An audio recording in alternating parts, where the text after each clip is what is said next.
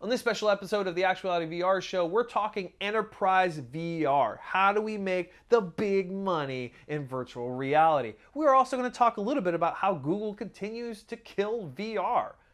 And finally, we're going to take a look at this very amazing 360 video studio based out of Montreal. Are you ready? Are you ready? Let's go.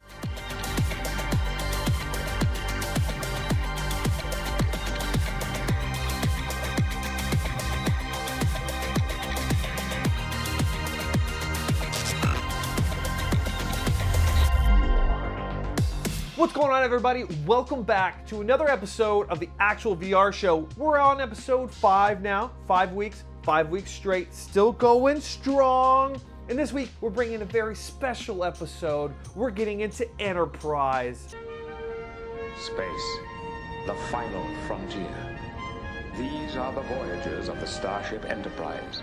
Not that kind of enterprise. We're talking big business and how they're using immersive tech to make them more money, to train more efficiently, to be more effective. How do we answer the age-old question, how do you make money with immersive technology?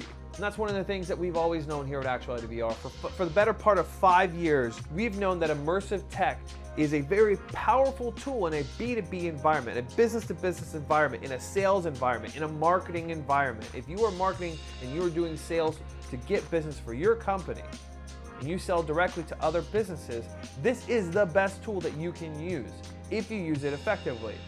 For the better part of this week, I've been in Boston at VRX. It is an enterprise level conference for immersive tech. How are these big businesses using immersive tech to continue to get them to continue to make them money? So here's a little highlight reel of how the few days went at VRX.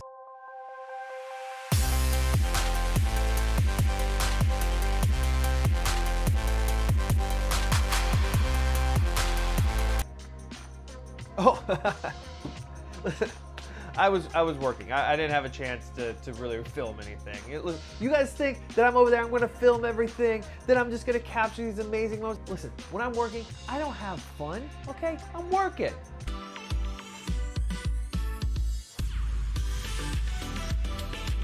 Listen, but enough dilly-dallying. Let's get straight into the business. Here are the top 4 things that I was really excited about at VRX, starting in no particular order.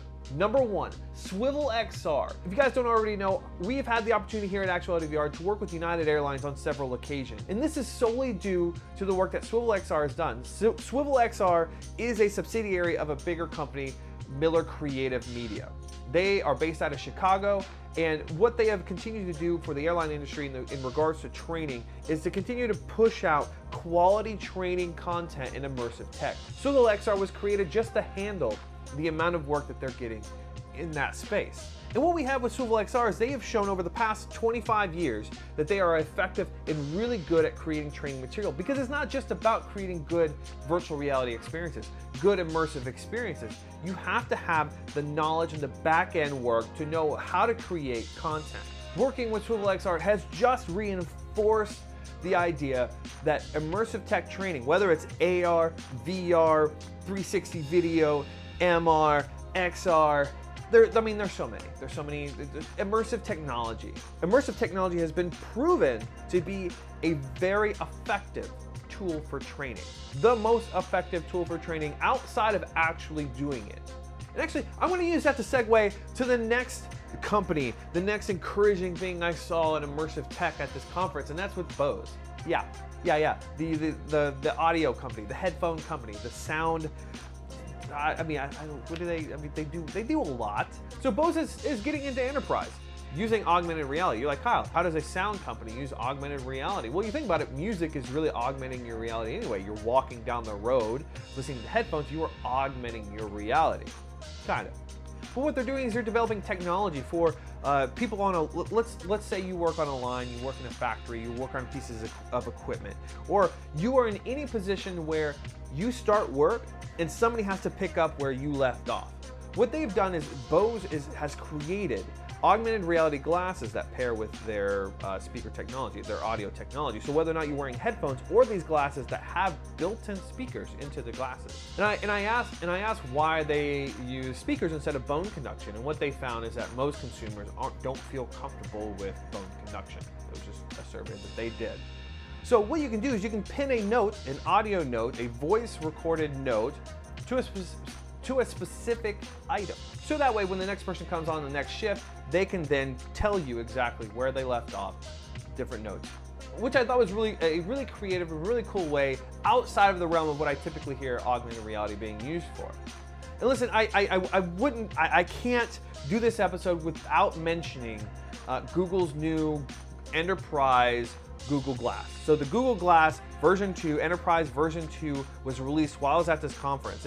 And I wanted to, if you remember last week, we did talk about the Daydream platform and how it wasn't being continued, and Google's hinting at the fact that it's just, they're not going to support it anymore. This also comes in addition to Google's product Jump, which is a cloud stitcher for 360 filmmakers, which is very close to me, that they're no longer going to be supporting that. And not only that, that they're going to be cutting it off in a month. If you budgeted to be able to use a free cloud stitching software, you now have to pay to have that footage stitched. Celine Tricart, who is an accomplished and very successful filmmaker in the 360 space, who's gone on to win awards at Tribeca, to win a bunch of awards at these festivals for her 360 work, who uses the Google cameras, the Yi Halo, the GoPro Odyssey. Those are the things, those are the rigs that she has used. She uses that cloud stitcher. Well, she and a group of other 360 professionals reached out to the Google team to find out exactly why they were discontinuing, if there was a way to continue to maybe pay for the software. Is there a way that we can pay for it to keep it going? And essentially the response from Google was that, no, there is no way, I'm so sorry, but there's nothing we can do. And this makes sense, because what we found out is that the head of the AR and VR department at Google has just acquired the teams from the Daydream platform to help push this new AR technology that is the Google Glass version 2 Enterprise. And they're going to change it up a little bit. The Enterprise version 2 is no longer available to consumers. It's also at a $1,000 price point, and you do have to program the software yourself. Listen, I don't like the fact that they're discontinuing Jump. I don't like the fact that they're discontinuing the Daydream, but it makes sense. I mean, I get it. They're a mass market company, and what they're going to do is focus on mass market technology like augmented reality. All right, and the last piece of information I'm going to share with you is I did get to talk to somebody at Facebook at this conference, and we talked a little bit about the Quest. I had the opportunity to try the Quest while I was there. We unboxed it in front of everybody. It was a really cool moment. And first of all, the Quest is amazing. If you haven't ordered it already and you're interested and you're thinking about it, just do it. Just do it. It is that watershed moment for VR gaming, for the mass consumer adoption for VR. At a price point that is equivalent to that of a console, you have virtual reality all in one headset. It's amazing. So the question at this conference was, okay, well, what are the enterprise possibilities? Or is there going to be an enterprise use for the Quest? And the answer is yes. Kind of. Maybe. Yes. The rep from Facebook couldn't give me an exact time on when this would be rolled out. They kind of inferred that we're looking at the fall before anything really comes to life, comes to fruition about an enterprise solution. But we are looking at having the possibility of using the Quest for enterprise. And anybody who has tried to scale VR hardware for enterprise use knows that it's still a very manual, labor-intensive, tedious process. There's no way to easily load content onto the headset at scale. There's no way to push updates to headsets, uploading files to Dropbox or sending SD cards or whatever it may be. We're looking for that solution to where we can continue to push content to a platform that we have created.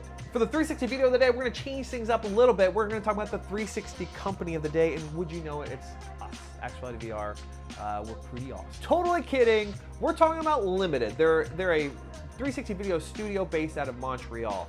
I had a chance to sit down in a headset and view their experience, or some of their experiences, and wow. I mean, it looks absolutely amazing. And the amount of technical skill and work that went into these experiences, I literally took off the headset and I just wanted to applaud, because they did an amazing job. If any of you guys are watching, I fully and thoroughly enjoyed everything that you guys put together. It looks absolutely amazing, and I wish you guys the best moving forward, and I hope to see continued success from you guys. All right, guys, that's it. That's this episode. This episode's actually going up in a couple hours, so I got to try to edit this super fast. So if there's any issues, these are issues. Just know we're on a short timeline. We're trying to get this going. If you want to keep track of what we're doing, check us out on Facebook. Like the page, Actuality VR. Like the page. Follow us. We are doing some really cool things. Actually, last night we had a couple of guys from the team. They were building this set. You know, Casey and Nick. They were out there building a set for something very exciting coming in the future. So I really hope I get to share that with you. If you're on YouTube, hit subscribe, hit that bell so you get notifications if that's something you're into. And as always, thank you guys so much for coming in here, spending your time with me, spending your time with us. We really do appreciate it. I hope to see you next week, every Friday, 3 p.m. And I'm so thankful for those of you that watch to the very end here, because this is the time, this is where we really start to develop an appreciation for the people that continue to watch. For those of you that commented actually watching last week, I saw every one of those comments. Thank you so much. It really does mean a lot to me. Thanks, Mom. All right, well, I think that's it. I think we're wrapping it up. Until next week, I'll see you guys later, and keep things